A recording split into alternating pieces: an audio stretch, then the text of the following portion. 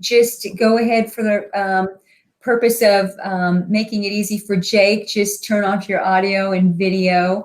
And if you have any questions, we'll use the chat box, and then we can address some Q&A after Jake's presentation. So most of you know me from my 20-year career in physician staffing here in Kansas City. About 4 years ago, ironically, I got introduced to remote patient monitoring and virtual care. Just fell in love with it, thought that it was revolutionary, and became very passionate. I was introduced to it by Jake Levy, who we were lucky enough to have today. And we were out promoting it to hospitals and healthcare organizations when there were no CPT codes for it and there was no reimbursement for it. And we had hospitals purchasing it as a value-added service, reducing hospital readmissions and just improving patient care. And then here we are today. We've got CPT codes. We've got revenue generation for your practice while we're enhancing patient care. And then along comes COVID. So it's just an interesting space that I've landed in addition to my recruiting business, and I absolutely love it. So today's focus is basically just to educate you on the remote patient monitoring revenues that are out there in addition to the telehealth video platform revenue generation, and make sure you're aware of that and not leaving money behind that could enhance your practice. And more importantly, the things that are out there right now that you can implement just to enhance the patient care. That's where I get the most excited. So again, we're lucky to have Jake today. I think he is the leading expert nationwide on remote patient monitoring and virtual care, and very, very busy. So I was lucky to lock him in for this. I think you'll enjoy his overview. And again, we'll do some Q&A at the end. So with that, I'm going to kick it off to Jake. Thank you, Luann. Can you hear me okay? Yes. Fantastic. You do such a nice job in welcoming everybody and teeing this up. And I really appreciate the opportunity to speak to the Medical Group Managers Association today. I always enjoy reconnecting with my friends in Kansas City, and want to give a special shout out to those of you that have worked with Luann and I before on some of the more recent telehealth stuff that's going on. I thought I would add a little bit more about my background just to kind of create some context. I have been in the telehealth space quite some time. I've been in the health technology field pretty much my whole career, about 28 years now. 18 years of that time was focused entirely on the home care space. So while I do talk about being a health tech guy, much of my focus has really been on how to provide the best care at home. And I guess I do have a warm spot for the home care and hospice marketplace, because these guys have been, taking care of people, seniors, chronic care patients in their home for quite some time. So I'm really excited to kind of talk about that. And a couple of technology things that I just want to touch on. It looks like most of you figured out the mute button. I may hear a doorbell every once in a while to admit people into the meeting. So if you see me bounce over here, just be patient. Google Meet is not ideal for webinars, but this is a small group, and I know you guys will bear with me. Okay. So we are going to talk about telehealth today, but what I wanted to do is kind of get beyond. In fact, let me go back to my title here. It's very intentional. Beyond telehealth, expanding patient care and generating new revenue with remote patient monitoring. I think we all have a real good sense of how video visits work. Let's see here. I'm going to admit Sarah back in. Great. And so I really want to get beyond the whole virtual visit and telemedicine. I know it's really important to a number of your practices, and you guys have done a really good job in making those adjustments. What I really wanted to talk about is what telehealth looks like in a COVID and a post-COVID world. And there's some really interesting statistics that I thought I would use to kind of frame up the conversation.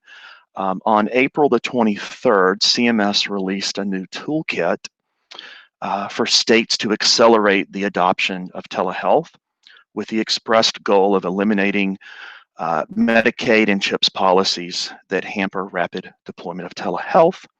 The toolkit for telehealth includes several topics: patient populations eligible for telehealth, which we're going to talk about that a little bit more in greater depth here shortly. Coverage and reimbursement policies, really important topic for us today. Providers and practitioners that are eligible to provide telehealth, and other technology requirements and pediatric considerations. So, I think it's great that CMS has really stepped up to kind of open the door for us to adopt the technology. McKinsey did a study recently. They estimate that up to $250 billion, or 20% of all Medicare, Medicaid, and commercial outpatient office and home health spend will be done virtually. And that is a huge shift in revenues. I think that compares to about $3 billion last year.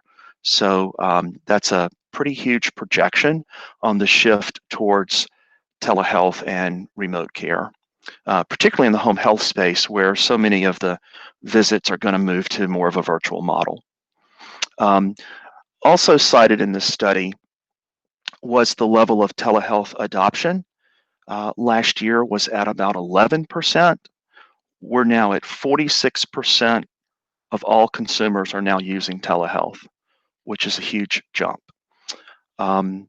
Kinsey also reported that 64% of providers are more comfortable today in telehealth, given the context of COVID. There's no surprise there.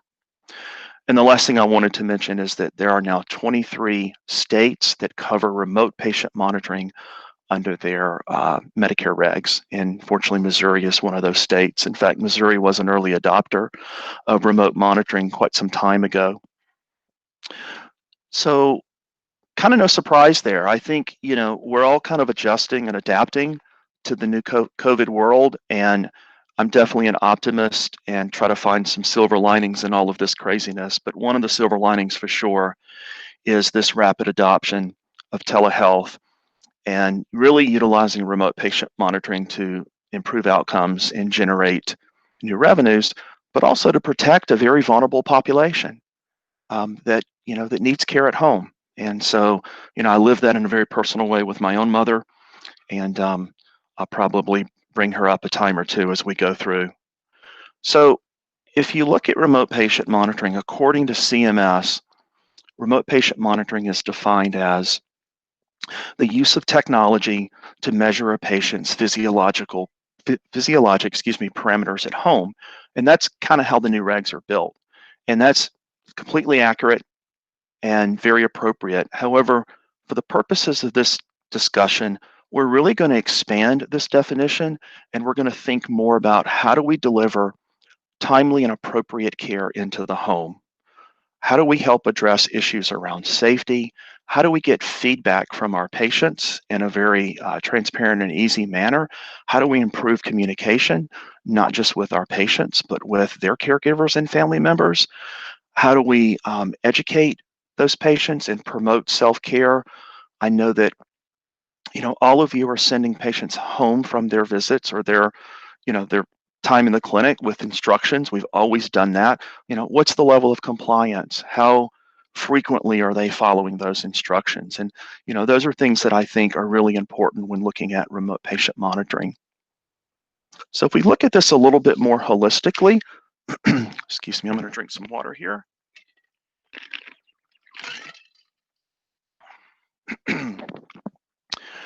We want to start up here at 1 o'clock and say that the first thing we want to look at is real-time data.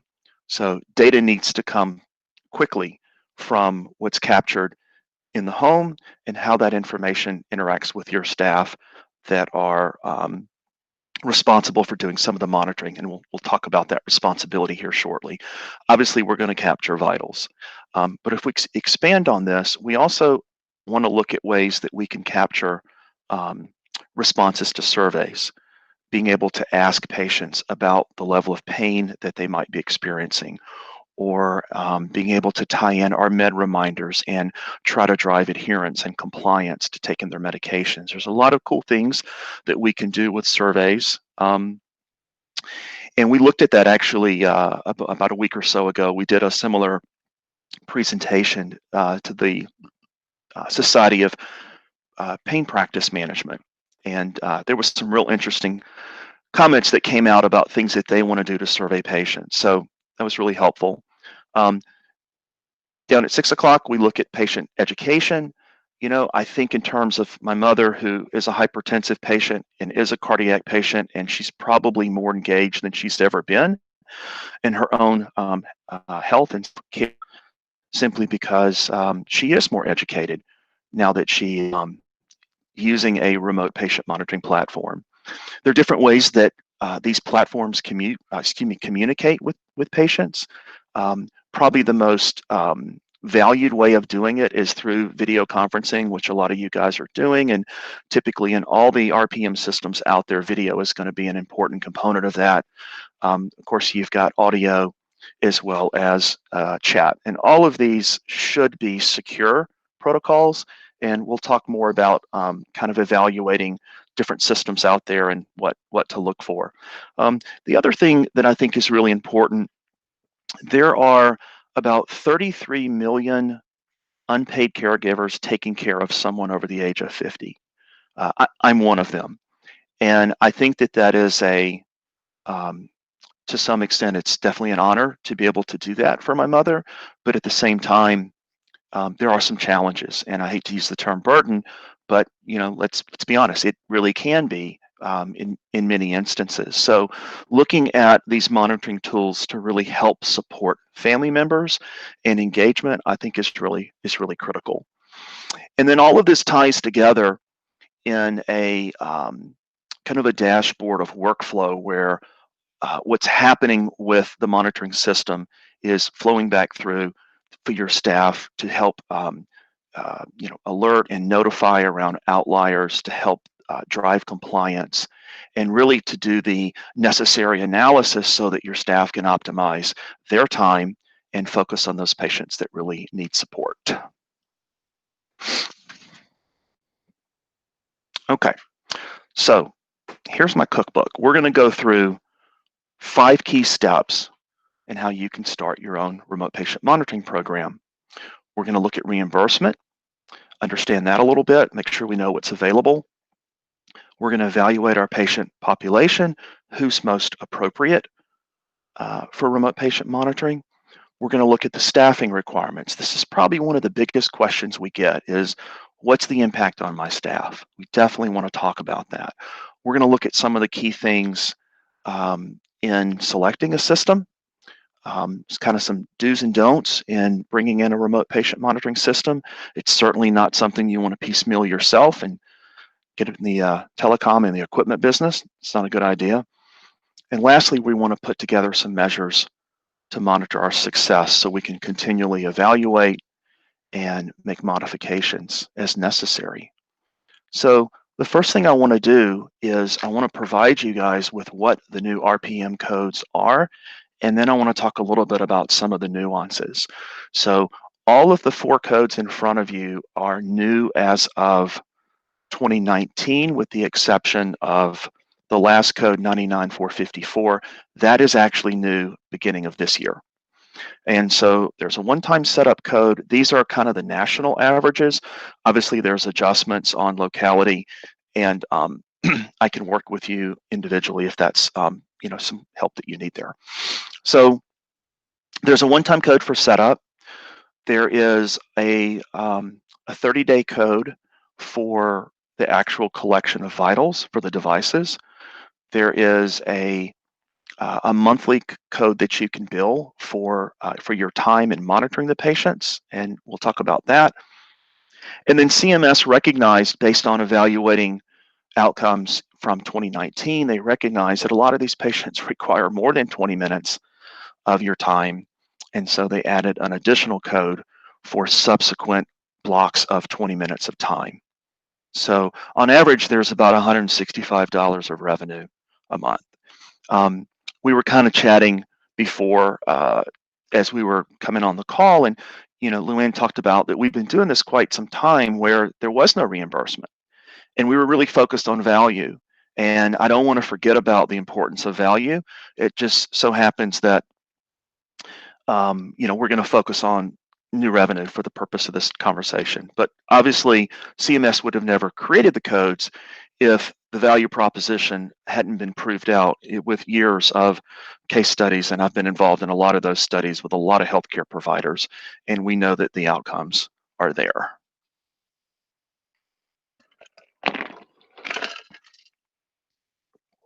Okay. So I know this is a bit of an eye chart. I'm not expecting you guys to read this, but I will include it when I share this presentation after the fact. I think it's a really good chart to have. So there's just a restatement of the regs as I described them, but there are some nuances that I think are really important. They'll be especially important when you're selecting the right platform.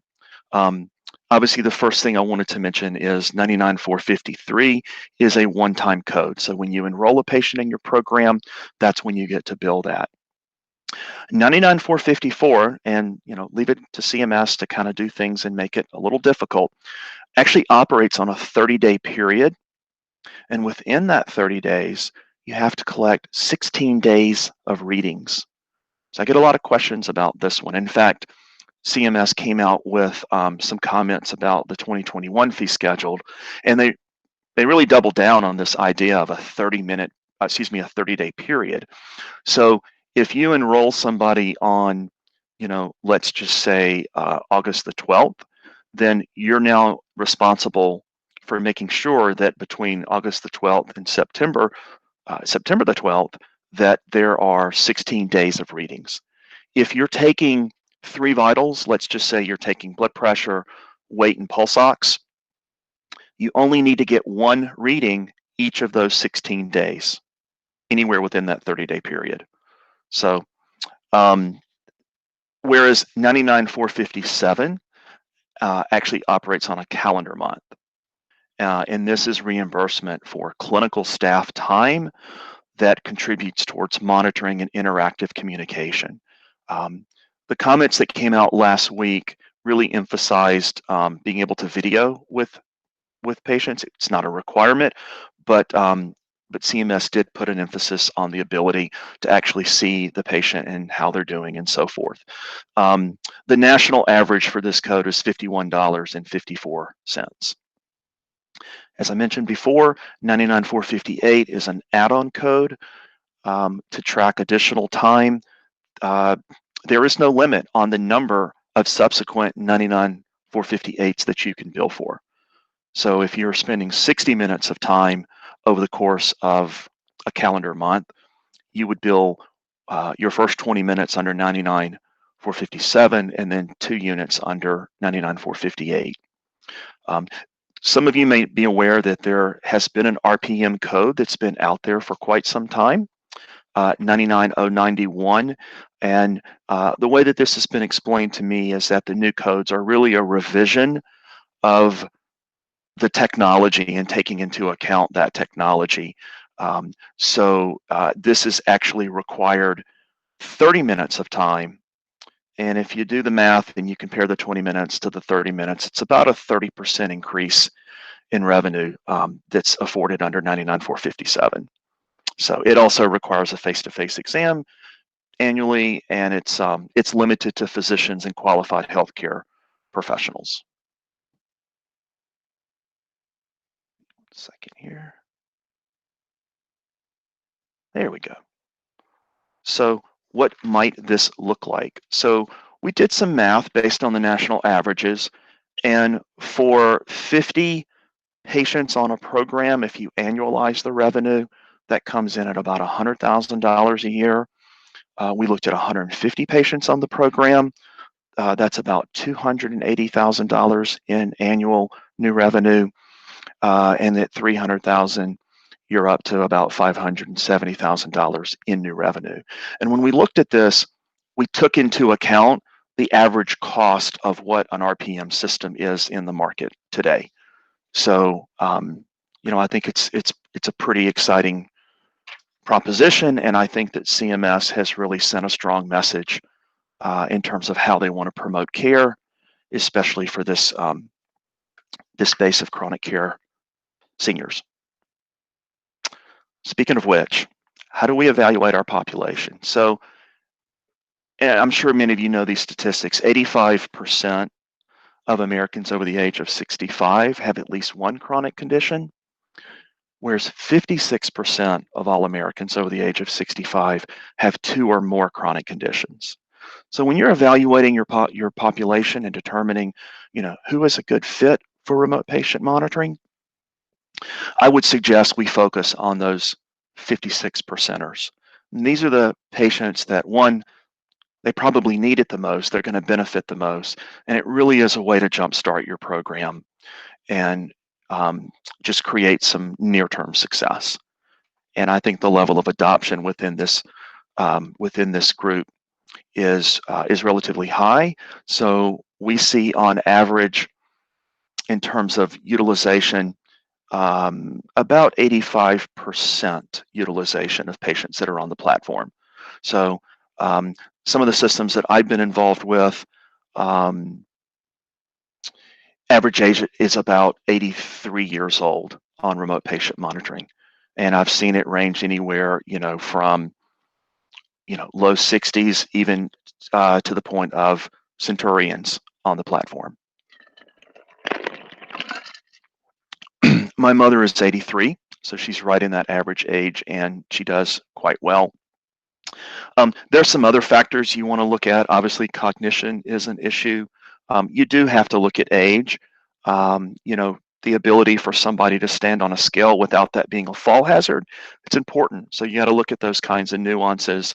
Willingness to participate, it's an obvious point, but when you're enrolling patients on the platform, it's a little bit of a marketing and sales job that you want to do to get people excited, to have them, understand that this really expands care. And at the same time, I want to be real clear that remote patient monitoring is not a personal emergency response system. So we're not promoting that RPM all of a sudden is a 24/7 type of proposition for your staff. So you do want to communicate, and this is all done through consent forms, which consent is required for remote patient monitoring. You do want to communicate expectations in terms of how you'll be responding and what you'll be looking at. And then the other factor we look for is, what caregiver support might there be for that patient. So if the patient is a bit older and more medically fragile, is there somebody that's in the home that can help with those vitals? There are a few factors for non-eligibility that I want to put out there real quick. If there's no internet services available, meaning no cellular service for any cellular carrier, no Wi-Fi in the home, well, they're not a good candidate for remote monitoring. We also tend to focus more on inpatient versus outpatient care. So, look for patients that are in the home versus in a, facilities environment where they already have a lot of support through their facility. Give me one second here. And welcome, Laura. Great. Okay. Step 3, staffing requirements. Really important. If we're going to bill for that monitoring, we've got to do the work, right? And so the first thing we want to do is we want to examine the current clinical staff that you have today. What I find oftentimes is that you've got MAs and nurses on staff that you can repurpose for a portion of their day to look at the data that's coming through. 90% of remote patient monitoring patients have completed what you've asked them to do in terms of taking their vitals by noon. So I don't want to say that there aren't things that go on throughout the day.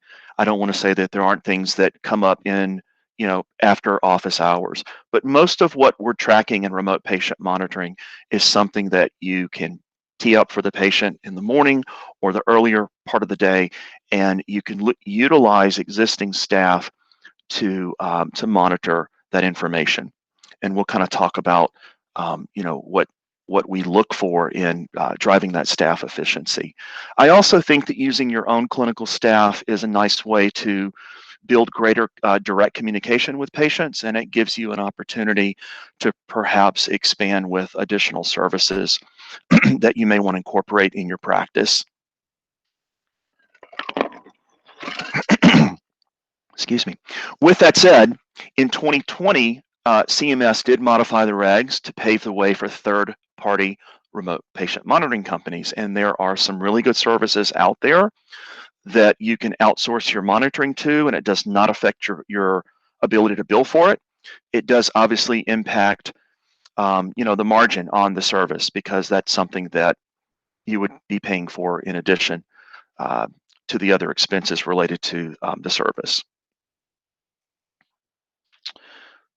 Okay, so let's spend a few minutes and let's talk about selecting an RPM system. There are a lot of moving parts in making this decision, and this will obviously be one of the most important decisions you'll make, aside from making the decision that you want to do this. So once you get beyond that point, you've got to have the right tools to do that. So the 4 key things I want to focus on for this part of the discussion: how will that system engage patients? What's available to make that successful? How efficient will my staff be on the platform? What sort of ability do I have to grow the practice? And looking at how turnkey the system is. So, are you held responsible for, equipment and data plan activations and technical support and those kinds of things? We really want to look for remote patient monitoring systems that are turnkey, that don't put unnecessary burden on your staff. So in terms of patient engagement, being able to coach the patient to improve utilization on the platform, I think, is really important. So if you are going to bill for taking vitals, you're counting on the patient actually doing that 17 days out of a 30-day period. Well, I can tell you that my mother probably would not remember to take her vitals that often if she didn't have a tablet. There's an RPM tablet that she uses that functions really as a virtual care coach in her home, and it reminds her. It wakes up at 9 o'clock and it talks to her and it tells her it's time to take your vitals. And so I think it's really important to look for that type of a system that can coach patients along that plan of care. Also, we look for systems that provide education. If you have CHF patients or you're treating diabetic patients, the more we can educate and create self-care initiatives, I think the better the outcome is going to be for that patient. We also look for multiple levels of engagement. So, some people learn better by doing, some people learn better by reading or by listening. So I think we need to look at all of those aspects and how we're engaging those patients. And then the other thing we want to do is we really want to include the caregivers and family members. So I know you guys do an amazing job with the time that you spend with your patients, but you can't possibly spend enough time. And I think that to be able to leverage on informal caregivers and family members is going to be really important. So being able to bring them into the process so they can help support adherence and be responsive. And I think for the most part, the families that you're working with, they really want to do that. Here's just some examples of what engagement looks like. So, to be able to prompt using the software that says, hey, it's time to take your vitals. This can work on a patient's smartphone. In the case of my mother, she doesn't have a smartphone. She's never used a smartphone. So for her, we set up a tablet that is kind of locked down, and it only serves one purpose, and that is to remind her to do certain things. I talked earlier about being able to create surveys. This is an example of a medication survey that one of our customers was able to set up in their system, and even measure the level of pain. This was a pain practice management group, and so we'll talk about what happens with this information on the back end.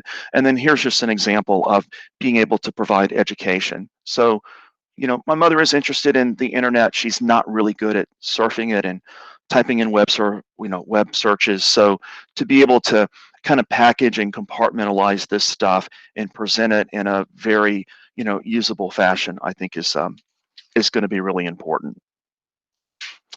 Ease of use for staff, I think, is important, and probably the most important thing that I would look for is what kind of workflow and decision support is built into your system.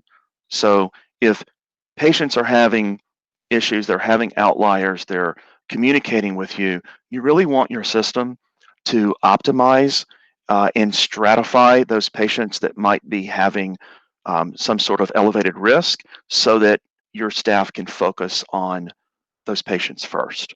And we'll look at a couple of examples of how that is actually presented from a visual perspective in just a second. Excuse me, drinking some water here, guys.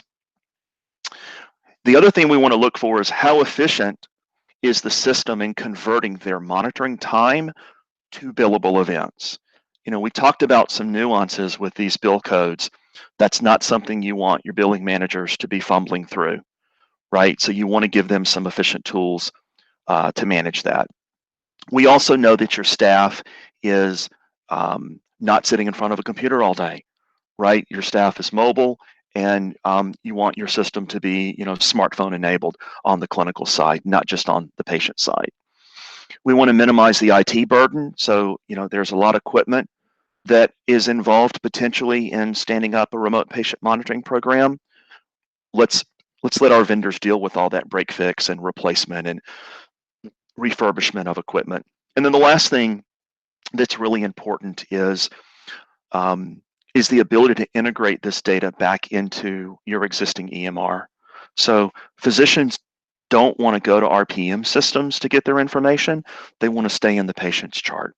So it's really important. Ask your vendors questions about, how do you get data back into my system? How easy is it to do that? And there are some common tools out there that allow you to do that. So just a quick snapshot of what ease of use would look like with a lot of these products.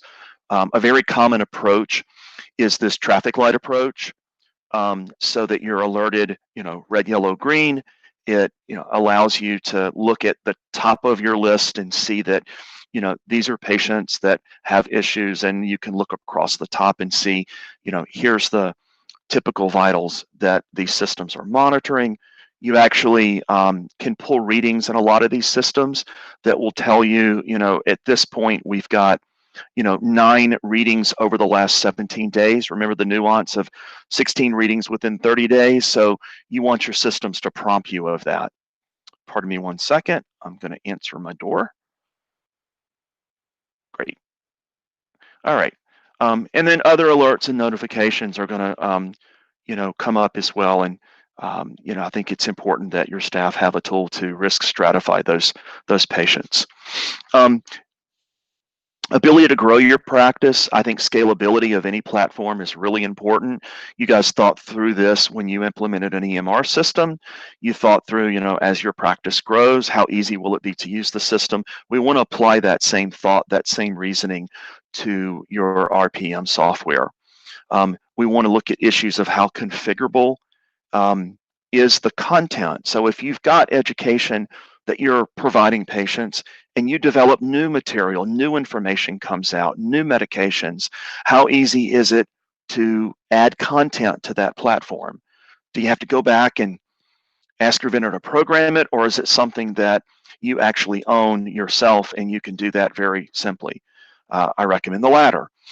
And then multiple deployment options for patients. So you're going to have some patients that will do just fine on their smartphones, and other patients that really are going to need more of that, kitted solution where you're providing them the actual device, you're making sure they have a data plan, and I think it's just going to vary within a population of chronic care patients. And then the ability to work with multiple devices, I think it's really important. I can tell you, having spent a good bit of my time in this device marketplace, I am amazed at how fast the market is changing in terms of ways to collect vitals from patients. I'm actually working with another organization that's developed a system that actually can get vitals through the camera on the smartphone. I'm still trying to get my head around that. I just find it fascinating. And then here's an example of some of the typical devices. I'm sure all of these you recognize. Here's that patient tablet that we talked about, blood pressure, spirometers, pulse oximeters, wearable devices for activity. Earlier we talked about safety. A lot of these wearable devices now are actually monitoring falls. They do geofencing, things of that nature. My father never would wear a pendant, but I'm sure he would be thrilled to wear a handsome watch, and he'd be comfortable with that. What's this device over? Oh, that's a thermometer, forehead thermometer. So obviously, in the context of COVID, thermometers, spirometers, pulse oximeters, those are all really important devices. Lastly, we talked about this idea of turnkey, and I'm looking at time here, so I'm going to try to wrap up here shortly so we have time for questions. But there are a lot of moving parts. Let's identify those vendors that have solutions that encompass, all the necessary devices, that have access to a number of different monitors and wearables, that understand the different facets of software, not just the patient software, the clinical software, but are they making it easy for you to manage inventory? Can you track a device? Do you know where it's located? Things of that nature. There's a term in software called mobile device management, MDM. Write that down. That's something that you want your RPM vendor to be aware of. Obviously, HIPAA security is a non-starter. You have to be able to lock down and secure the data, the equipment, ask questions for these cloud-based systems. Where is your system hosted? Meaning, where does it live in the cloud? Does it live in Amazon Web Services? Is it part of the Microsoft Azure cloud? Is it part of the Google Health Cloud? You really want to look for platforms that have already gone through the process of scaling specifically for healthcare. Communications, being able to manage the connectivity around 4G, or being able to easily set this up on somebody's home Wi-Fi, so on and so forth. The last step, and that is, how are we going to measure success? Well, that's going to take us largely back to the value metrics that we know are so important for remote patient monitoring. We're going to measure the utilization and compliance. If you've deployed it to a population of 50 patients or 100 patients, how well are they utilizing the system? Let's track how often someone is taking their vitals. Let's track how often somebody is actually going in and reading the educational material that you're providing them. So those are metrics that I think are really important on the engagement side. Obviously, to be able to reduce hospital admissions and readmissions is very critical, especially for those of you that are in value-based purchasing programs, part of ACOs, et cetera. ED avoidance, a very important value metric. This is one that's not so obvious, and that is, how favorable are your surveys? Studies show that patients that are using remote patient monitoring respond more favorably to their provider surveys because they feel engaged, they feel more cared for. Being able to improve your MIP scores, so increasing your merit-based incentive program, the improvement activities component, I think, adds like a 10% bonus to that MIP score. And then lastly is, if we set out for a certain goal around revenue, are we achieving that goal? And if not, let's look at how we make adjustments, right? Maybe it's a staff adjustment. Maybe we have a device that's not user-friendly. So again, I think it's really important to do that. The last thing I want to do before we go to questions is I want to introduce you to an RPM patient. So this is Edith. Edith is a CHF patient, and let's see if I can get this to play. It's a very short video.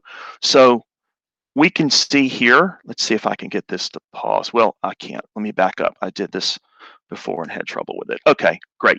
So I can pause this. So Edith's kit contains a tablet because she doesn't have a smartphone that she's comfortable with, blood pressure cuff, pulse ox. This item over here across the table is a power cord, so that's real easy. You'll notice that nothing's connected to the tablet. Everything's using Bluetooth technology. So as long as the patient can comfortably take their measurements, safely take their measurements, or there's a caregiver in the home that can assist them, they're a really good candidate. Most of the RPM systems are going to have a way to report those findings not only back to your staff, but to the patient. And I think that's really important when you think about, ongoing education and self-help. My mother does take her weight every day. Excuse me, she does look at how she's progressing or not. And it's kind of funny. She'll call me up and say, did you see my weight today? It's just not a conversation that my mother and I used to have, in years prior. So it's pretty cool to see how she's become engaged. This last reading will be a pulse oximetry reading.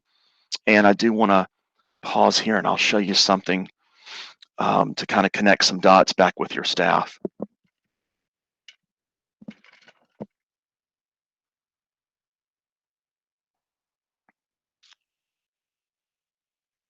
Whoops. And let me see if I can go back. Well, I missed that. I went to pause it and I advanced the slide. But basically, what came up very quickly, I don't know if you saw it, was on the pulse ox reading, patient actually read 94%, which is below the threshold. I wanted to point out that that's an example of something that would have triggered an immediate alert on any remote patient monitoring platform. And so you can kind of connect the dots. So in summary, to be successful, it does take careful planning. And we really want to look for solutions that are specifically designed and scratch that out because this was a slide from last week for seniors that have, a chronic disease that you are striving to address. So engage patients, improve compliance, change behavior. You're going to be successful with remote patient monitoring. Okay, so any questions? Let me just see if there's anything. If you could use your chat to put in a question, it's a fairly small group. So if you want to unmute your line and ask a question, I'd be happy to answer your questions. We have about 5 or 10 minutes left to do that. Did I feed you guys from a fire hose?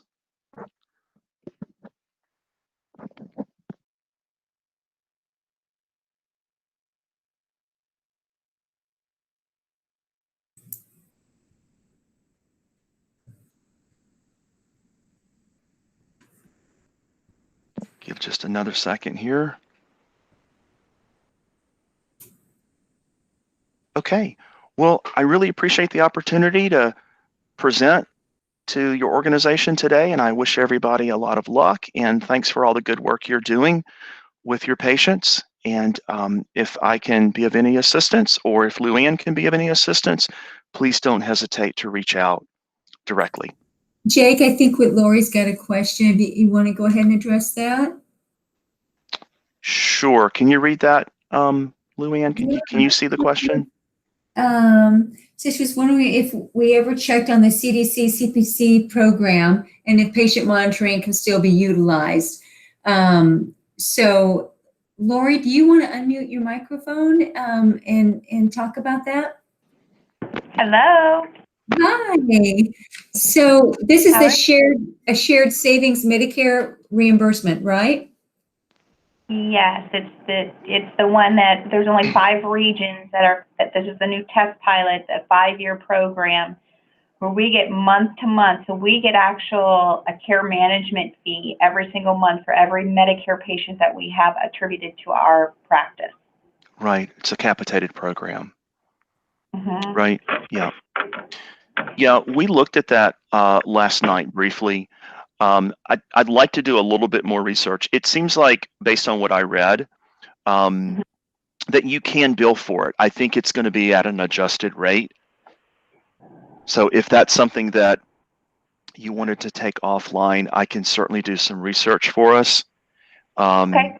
And, Luann, you've got a great resource right there in Kansas City who's a specialist in these bill programs. So that might be something that we want to circle back and include Sarah in that discussion. Absolutely. That would be great. Yeah. Yeah, I think so. And Jake, with Lori already being familiar with you and with Claris, I think it'll be an easy conversation to have, and we can loop Sarah in on that. So I think that will encompass several other people in the Kansas City area as well. So it's a good conversation to have. Okay, Yeah. that sounds great. Thanks, Thank Lori. you, guys. Nice to hear from you, Lori. Nice And to hear then, from you too. Hi, Lori. So then Brad Carney is also asking if we can share the CPC Plus information to everybody in the organization. So Jake, I'm fine with that. I think once we, kind of come up with an overall statement regarding that, we could share that with the organization. Yeah, I'd be happy to do that, Brad. Give us a day or two to noodle on that. We want to make sure we get some good information back for you guys. So Thank Jake, you. I appreciate it. Yeah, we're going to be sharing your slides, and maybe we can address this particular issue when we send that information out. Yeah, okay. I think that would be great. Good. Okay. Any other questions that anybody has? I know it was a lot of information in a short period of time, but myself and Jake are always available if you have any additional questions. Luann, I do have a question for the group. I'm just curious if any of the providers represented on this call have had experience, good or bad, with remote patient monitoring, or is this entirely new to the audience?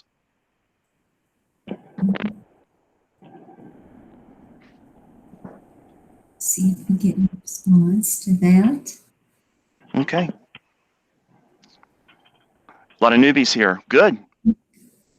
Yeah. This is a whole new horizon, and I think it's something that you can really make a big impact, expanding the care outside of your clinics, and doing it really in a manner that I think would be very efficient for your staff and complementary to the kind of care that you guys are providing.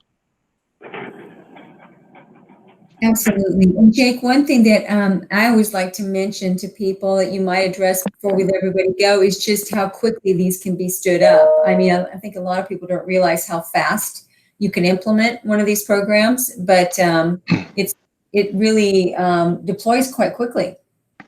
Yeah, most of the companies that we work with are going to deploy direct to the patient home. They should provide you with like a demo kit for you to have in the clinic. There's not a lot of work in educating the patients on how to do this, because most patients know how to take vitals, right? So it really becomes a lot more intuitive than you might think. It's really the challenge is putting all these pieces together so that it's really transparent to your patients and to your staff. So yeah, I think on average the implementations that I'm involved with, they take about a week or so to kind of tweak out the content and identify, conditions and diagnoses and how you want to address those conditions and diagnoses. Most of the systems that I work with are going to have a library of content for you to work with to start with. I always tell my customers, work with what is available in the software today. Don't re-engineer it to start with. Work with that content. Use the platform for 90 to 180 days. Learn what your best practices are, and then you can start making adjustments to content. Exactly. And then I also think it's good to point out that typically when it is deployed to the patient's home, don't necessarily need to send somebody from your staff to the home to set it up. It pretty much is just a plug-in situation. Oh yeah, absolutely. I think that's you know, it goes back to the idea of how efficient is this going to be for your staff? I mean, that is a very important question that you need to kind of vet that out with any system that you're going to look at. So if it takes a lot of training and a lot of on-site work, it's not a remote system. So again, you know, the products that I'm used to working with are going to provide their own, you know, deployment services directly to the patient's home. They'll have, you know, material to make it very easy to teach patients how to do this. And like I said, most of your patients know how to take their vitals. You just got to get them comfortable doing it on a regular basis.